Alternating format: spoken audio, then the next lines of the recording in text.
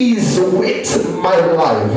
Have you ever been to that particular point in your walk with God when you are wondering about yourself and you are saying, God, how did I get to this place that I am? And you are feeling condemned within yourself because nobody knows where you are more than how you know where you are and what you have been through and even what you are going through. But when you deal with the love of God, the unconditional love of God, the thing that walks hand in hand with love is jealousy, because now it is absolutely impossible for an individual to be in love with you and not be protective and not be jealous over you. An individual that finds themselves being in love is an individual that is able to deny themselves, to lay down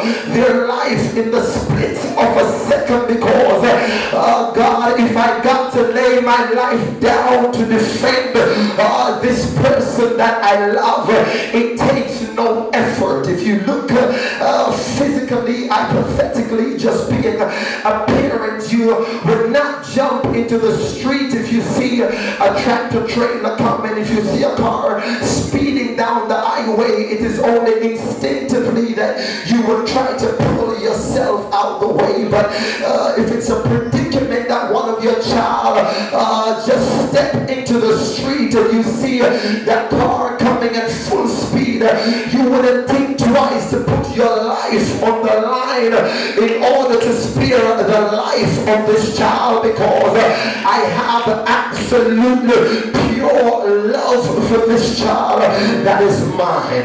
God, you got love for this particular child to the point where oftentimes you would deny yourself, and even though you are in need, it is just your parental instinct that you would deny yourself, and you would take the last dollar that is in the house, and you would try to satisfy the need of this child. I heard when God says that he is able to supply all of our needs according to his riches in glory. Is that kind of God that David bragged about when David said the earth is the Lord and the fullness thereof. David looked at God and the way that God loved him, and David says, the Lord is my shepherd and I shall not want. He says, yea, though I walk through the valley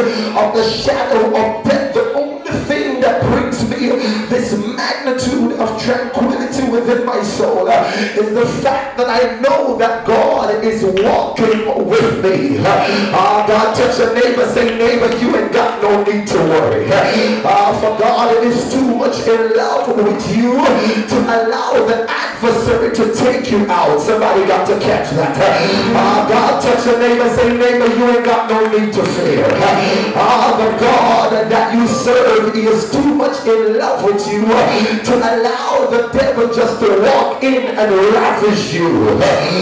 This is why God said it. He says, for God has not given unto you the spirit of fear, but the spirit of love, power, and a sound mind. The reason why I'm not going crazy despite of all the things and the tricks that the adversary is sending my way is because something deep down inside of me is telling me that God is going to make it all right.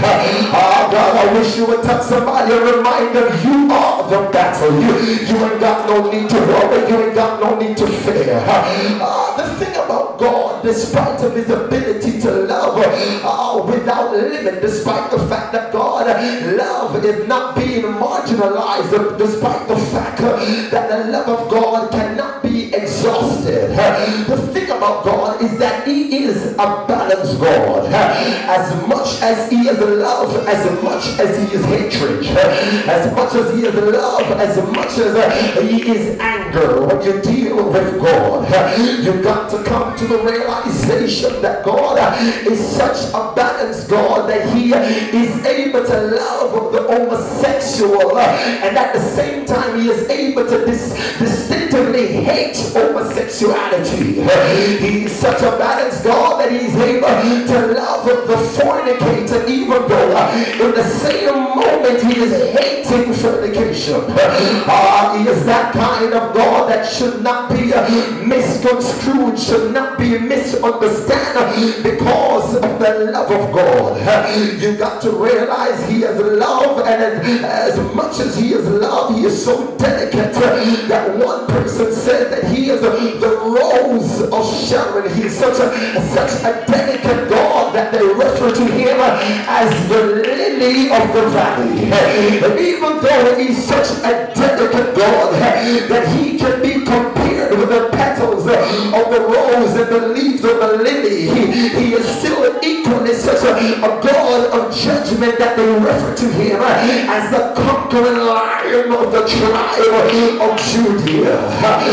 God, when you evaluate God, you will come to the realization that he is so balanced in his application that even though he could hold love in one hand and even though he could love the world in the next hand, he being God all by himself, he is able to hate a city like Sodom so much that he would destroy the entire city. I heard when Abraham spoke to God in the book of Genesis chapter 18, he told the Lord, he asked God a question. He said, Lord, I know your desires towards Sodom and Gomorrah, but he looked at God, he said, Lord, will you also burn the city with those 50? If there be 50 in the city that is living right and that is worshiping you, and if there is 50 in the city that love you,